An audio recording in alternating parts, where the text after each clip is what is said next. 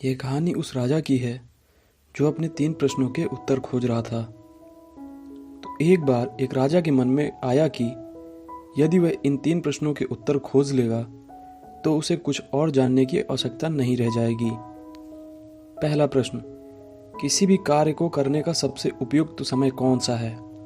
दूसरा प्रश्न, किन व्यक्तियों के साथ कार्य करना सर्वोचित है? तीसरा प्रश्न, वह कौन सा कार्य है जो हर समय किया जाना चाहिए? राजा ने यह घोषणा करवाई कि जो भी व्यक्ति उपरोक्त प्रश्नों के सही उत्तर देगा उसे बहुत बड़ा पुरस्कार दिया जाएगा। यह सुनकर बहुत से लोग राजमहल गए और सभी ने अलग अलग उत्तर दिए। पहले प्रश्न के उत्तर में एक व्यक्ति ने कहा कि राजा को एक समय तालिका बनाना चाहिए और उसमें हर कार्य के लिए एक निश्चित समय नियत कर देना चाहिए, तभी हर काम अपने सही समय पर हो पाएगा। दूसरे व्यक्ति ने राजा से कहा कि सभी कार्यों को करने का अग्रिम निर्णय कर लेना उचित नहीं होगा और राजा को चाहिए कि वह मन विलास के सभी कार्यों को तिलांजलि देकर हर कार्य को व्यवस्थित रूप से करने की ओर अपना पूरा ध्यान लगाए। किसी और ने कहा कि राजा के लिए यह असंभव है कि वह हर कार्य को दूरदर्शिता पूर्वक कर सके, इसलिए राजा को विज्ञजनों की एक समिति का निर्माण करना चाहिए जो हर विषय को परखने के बाद राजा को यह बताए कि उसे कब क्या करना चाहिए। फिर किसी और ने यह कहा कि कुछ मामलों में त्वरित निर्णय लेने पड़ते हैं और परामर्श के लिए समय नहीं होता, लेकिन ज्योतिषियों और भविष्यवक्ताओं की सहायता से राजा यदि चाहे तो किसी भी घटना का पूर्व अनुमान लगा सकता है। दूसरे प्रश्न के उत्तर के लिए कोई सहमति नहीं बनी। एक व्यक्ति ने कहा कि राजा को प्रशासकों में अपना पूरा विश्वास रखना चाहिए। दूसरे ने राजा से पुरोहितों और सन्यासियों में आस्था रखने के लिए कहा। किसी और ने कहा कि चिकित्सकों पर सदैव ही भरोसा रखना चाहिए, तो किसी ने योद्धाओं पर विश्वास करने के लिए कहा। तीसरे प्रश्न के जवाब में भी विविध उत्तर मिले। किसी ने कहा विज्ञान का अध्ययन सबसे महत्वपूर्ण है, तो किसी ने धर्म ग्रंथों के पारायण को सर्वश्रेष्ठ कहा। किसी और ने कहा कि सैनिक कौशल में निपुणता होना ही सबसे जरूरी है। राजा को इन उत्तरों में से कोई भी ठीक नहीं लगा, इसलिए किसी को भी पुरस्कार नहीं दिया गया। कुछ दिन तक चिंतन मनन करने के बाद राजा ने एक महात्मा के दर्शन का निश्चय किया।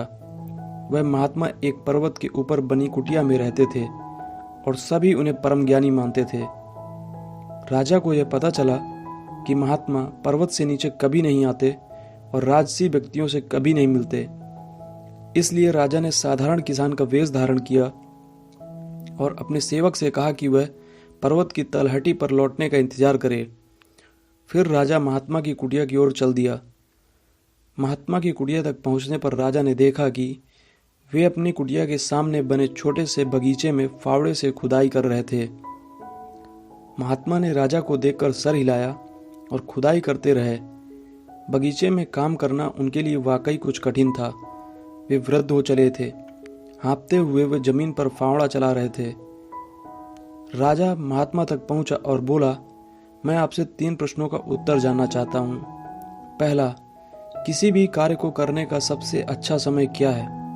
दूसरा, किन व्यक्तियों के साथ कार्य करना सर्वोचित है? तीसरा, वह कौन सा कार्य है जो हर समय किया जाना चाहिए? महात्मा ने राजा की बात ध्यान से सुनी और उसके कंधे को थपथपाया और खुदाई करते रहे। राजा ने कहा, आप थक गए होंगे, लाइए मैं आपका हाथ बटा देता हूँ। महात्मा ने धन्यवाद देकर राजा को फावड़ा दे दिया और एक पेड़ के नीचे सुस्ताने के लिए बैठ गए। 2 क्यारियां खोदने के बाद राजा महात्मा की ओर मुड़ा और उसने फिर से वे तीनों प्रश्न दोहराए। महात्मा ने राजा के प्रश्नों का उत्तर नहीं दिया और उठते हुए कहा, अब तुम थोड़ी देर आराम करो और मैं बगीचे में काम करूंगा। लेकिन राजा ने खुदाई करना जारी रखा। 1 घंटा बीत गया, फिर 2 घंटे, शाम हो गई। राजा ने फावड़ा रख दिया और महात्मा से कहा, मैं आपसे यहाँ 3 प्रश्नों के उत्तर पूछने आया था, पर आपने मुझे कुछ नहीं बताया। कृपया मेरी सहायता करें ताकि मैं समय से अपने घर जा सकूं। महात्मा ने राजा से कहा, क्या तुम्हें किसी के दौड़ने की आवाज सुनाई दे रही है? राजा ने आवाज की दिशा में सर घुमाया दोनों ने पेड़ों के झुरमुट में से एक आदमी को उनकी ओर भागते हुए देखा। वह अपने पेट में लगे घाव को अपने हाथ से दबाए हुए था। घाव से बहुत खून बह रहा था। वह दोनों के पास आकर धरती पर गिर गया और अचेत हो गया। राजा और महात्मा ने देखा कि उसके पेट में किसी शस्त्र से गहरा वार किया गया था। राजा ने फौरन उसके घाव को साफ किया और अपने वस्त्र को फाड़कर उसके घाव पर बांधा ताकि खून बहना बंद हो जाए। कपड़े का वह टुकड़ा जल्दी खून से पूरी तरह तर हो गया तो राजा ने उसके ऊपर दूसरा कपड़ा बांधा और ऐसा तब तक किया जब तक खून बहना रुक नहीं गया। कुछ समय बाद घायल व्यक्ति को होश आया और उसने पानी मांगा। राजा कुटिया तक दौड़कर गया और उसके लिए पानी लाया। सूरज अस्त हो चुका था और वातावरण में ठंडक आने लगी। राजा और महात्मा ने घायल व्यक्ति को उठाया और कुटिया के अंदर बिस्तर पर लिटा दिया। वह आंखें बंद करके चुपचाप लेटा रहा। राजा भी पहाड़ चढ़ने और बगीचे में काम करने के बाद थक चला था। वह कुटिया के द्वार पर बैठ गया और उसे नींद आ गई। सुबह जब उसकी आंख खुली तब सूर्योदय हो चला था और पर्वत पर दिव्य आलोक फैला हुआ था। एक पल को वह भूल ही गया था कि वह कहाँ है और वहाँ क्यों आया था। उसने कुटिया के भीतर बिस्तर पर दृष्टि डाली। घायल व्यक्ति अपने चारों ओर विस्मय से देख रहा था।